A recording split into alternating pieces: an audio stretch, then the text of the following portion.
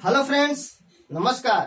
स्वागत है आप सभी लोगों का अपने यूट्यूब चैनल एग्जाम टेबल पर। मैं अविनाश कुमार आज आप लोगों को इस वीडियो में इंडियन पॉलिटी अर्थात भारतीय राज व्यवस्था का अगला सीरीज कराने वाला हूं। दोस्तों, हम लोग भारतीय राज व्यवस्था अर्थात इंडियन पॉलिटी का विस्तृत अध्ययन कर रहे हैं, विस्तार से पढ़ रहे हैं और इस समय हम लोग पढ़ रहे हैं एक्ट। दोस्तों, आज हम लोग इस वीडियो में 1861 के भारत शासन अधिनियम, 1873 का अधिनियम और 1876 का अधिनियम पढ़ेंगे। दोस्तों, अगर आप लोगों को मेरा वीडियो अच्छा लगे तो प्लीज दोस्तों लाइक करें, कमेंट करें और अधिक से अधिक वीडियो शेयर करें। और जिन्होंने मेरा चैनल अभी तक सब्सक्राइब नहीं किया है, प्लीज आप लोग मेरा चैनल सब्सक्राइब कर लीजिए और साथ ही साथ बेल आइकन की घंटी को भी प्रेस कर लीजिए, ताकि जब भी मैं वीडियो अपलोड करूं तुरंत नोटिफिकेशन आपको मिल जाए, मेरा वीडियो तुरंत आपके पास पहुंच जाए। और दोस्तों, वीडियो को लाइक करें और कमेंट करें। दोस्तों, आप लोगों का एक लाइक, एक कमेंट मेरे लिए बहुत ही इंपॉर्टेंट है, बहुत ही महत्वपूर्ण है। आप लोगों का एक लाइक, एक कमेंट मुझे बहुत ही ज्यादा ऊर्जा प्रदान करता है। तो आइए दोस्तों, बिना देर के हुए हम लोग वीडियो शुरू करते हैं। 1861 का भारत शासन अधिनियम। दोस्तों, 1861 के भारत शासन अधिनियम के तहत वायसराय अर्थात गवर्नर जनरल की कार्यकारिणी परिषद का विस्तार किया गया।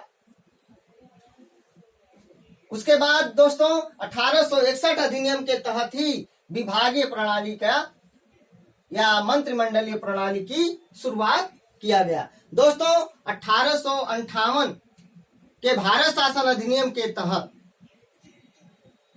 मंत्री पद का सृजन किया गया और कहा गया कि मंत्रिमंडलीय या विभागीय प्रणाली की शुरुआत की जाएगी, लेकिन शुरुआत हुआ नहीं। 1861 अधिनियम के तहत विभागीय प्रणाली या मंत्रिमंडलीय प्रणाली की शुरुआत किया गया। वायसराय की कार्यकारिणी परिषद का विस्तार किया गया और विभागीय प्रणाली की या मंत्रिमंडलीय प्रणाली की शुरुआत किया गया। मंत्रिमंडलीय प्रणाली या विभागीय प्रणाली के जन्मदाता कौन है, जनक कौन है? तो लॉर्ड कैनिंग। दोस्तों, मंत्रिमंडलीय या विभागीय प्रणाली क्यों शुरुआत किया गया? तो गवर्नर जनरल या वायसराय की कार्यकारिणी परिषद के जो सदस्य थे उनको कार्य करने के लिए, सुविधा प्रदान करने के लिए, सुविधा पूर्वक कार्य का संचालन करने के लिए विभागीय प्रणाली या मंत्रिमंडलीय प्रणाली की शुरुआत हुआ। अलग अलग विभाग बनाए गए, विभागों का बंटवारा कर दिया गया 1861 अधिनियम के तहत। नेक्स्ट, विधि बनाने की प्रक्रिया। विधि बनाने की प्रक्रिया में भारतीय सदस्यों को, भारतीय प्रतिनिधियों को शामिल करने की शुरुआत हुई। विधि बनाने या कानून बनाने की प्रक्रिया में भारतीय सदस्यों या भारतीय प्रतिनिधियों को भी शामिल किया गया 1861 अधिनियम के तहत।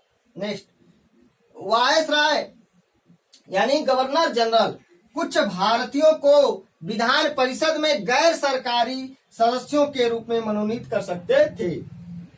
दोस्तों, 1861 अधिनियम में, 1861 के भारत शासन अधिनियम में यह प्रावधान किया गया कि वायसराय कुछ भारतीयों को विधान परिषद में गैर सरकारी सदस्यों के रूप में मनोनीत कर सकते हैं। नेक्स्ट, 1862 में वायसराय ने बनारस के राजा, पटियाला के महाराजा तथा सर दिनकर राव को विधान परिषद में मनोनीत किया। नेक्स्ट दोस्तों, बहुत इंपॉर्टेंट है, वायसराय अर्थात गवर्नर जनरल को पहली बार आपातकाल में बिना परिषद की अनुमति के या संस्तुति के 6 महीने के लिए, अनुमति के या संस्तुति के 6 महीने के लिए अध्यादेश जारी करने की शक्ति प्रदान किया गया। दोस्तों, क्वेश्चन पूछा जाता है कि किस अधिनियम के तहत, किस एक्ट के तहत गवर्नर जनरल को अध्यादेश जारी करने की शक्ति प्रदान किया गया या वायसराय को अध्यादेश जारी करने की शक्ति प्रदान किया गया? तो 1861 के भारत शासन अधिनियम के तहत। तो ध्यान रखिएगा, बहुत इंपॉर्टेंट है कि वायसराय अर्थात गवर्नर जनरल को पहली बार आपातकाल की स्थिति में बिना परिषद के अनुमति के या संस्तुति के अध्यादेश जारी करने की शक्ति प्रदान किया गया और कितने समय के लिए? वो 6 महीने के लिए। नेक्स्ट, गवर्नर जनरल अर्थात वायसराय की कार्यकारिणी परिषद में कार्यकारिणी परिषद में सदस्यों की संख्या 4 से बढ़ाकर 5 कर दी गई और कहा गया कि 5वां सदस्य जो है विधिवक्ता होना जरूरी है। दोस्तों मैं आपको बता दूं कि 1773 रेगुलेटिंग एक्ट के तहत बंगाल के गवर्नर को बंगाल का गवर्नर जनरल कहा जाने लगा और उसकी सहायता के लिए 4 सदस्यीय परिषद का गठन किया गया।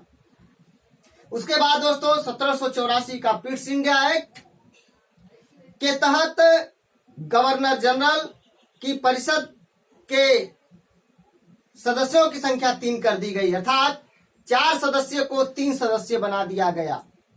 उसके बाद दोस्तों 1833 के चार्टर एक्ट के तहत एक चौथे सदस्य को शामिल किया गया जो विधि सदस्य के रूप में। 1833 के चार्टर एक्ट के तहत चौथे सदस्य को विधि परामर्श के लिए विधि सदस्य के रूप में शामिल किया गया, कानूनी सदस्य के रूप में शामिल किया गया। 1853 के चार्टर एक्ट के तहत विधि सदस्य को पूर्ण सदस्य के रूप में शामिल किया गया, पूर्ण सदस्य का दर्जा प्रदान किया गया।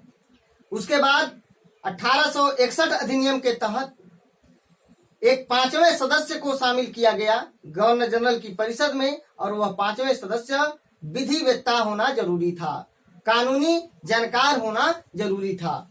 तो दोस्तों ध्यान रखिएगा, गवर्नर जनरल अर्थात वायसराय की कार्यकारिणी परिषद में 5वें सदस्य की नियुक्ति किस अधिनियम के तहत किया गया? तो 1861 अधिनियम के तहत। नेक्स्ट 1873 का अधिनियम।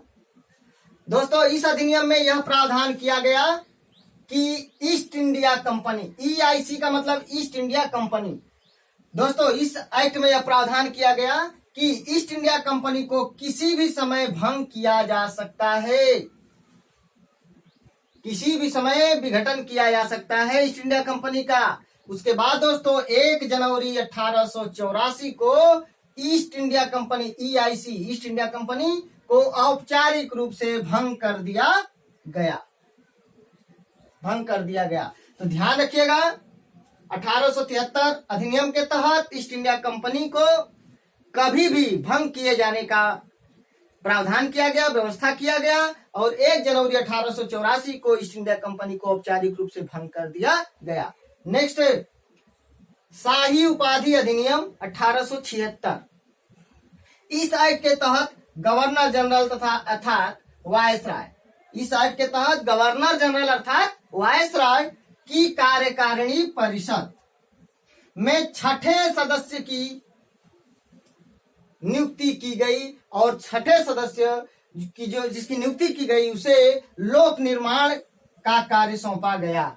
तो दोस्तों ध्यान रखिएगा, क्वेश्चन पूछा जाएगा कि गवर्नर जनरल की कार्यकारिणी परिषद में 6ठे सदस्य को किस एक्ट के तहत शामिल किया गया? तो शाही उपाधि अधिनियम 1876 और उसे कौन सा कार्य सौंपा गया? तो लोक निर्माण का कार्य सौंपा गया। तो 1876 के शाही उपाधि अधिनियम के द्वारा गवर्नर जनरल अर्थात वायसराय की कार्यकारिणी परिषद में 6ठे सदस्य की नियुक्ति की गई, 6ठे सदस्य की नियुक्ति की गई जिसे लोक निर्माण का कार्य सौंपा गया और 28 अप्रैल 1876 को एक घोषणा के द्वारा महारानी विक्टोरिया को भारत का साम्राज्ञी घोषित किया गया। दोस्तों 28 अप्रैल 1876 को एक घोषणा के द्वारा महारानी विक्टोरिया को भारत का साम्राज्ञी घोषित किया गया। ध्यान रखिएगा, कभी कभी क्वेश्चन पूछा जाता है। और 1 जनवरी 1877 को महारानी विक्टोरिया को कैसर हिंद की पदवी से सम्मानित किया गया दिल्ली दरबार में। तो ध्यान रखिएगा, क्वेश्चन ये भी कभी कभी पूछा जाता है कि महारानी विक्टोरिया को कैसर हिंद की पदवी से कब सम्मानित किया गया? 1 जनवरी 1877 को। तो दोस्तों अगर आप लोगों को मेरा वीडियो अच्छा लगे तो प्लीज दोस्तों लाइक करें, कमेंट करें, शेयर करें, सब्सक्राइब करें। धन्यवाद।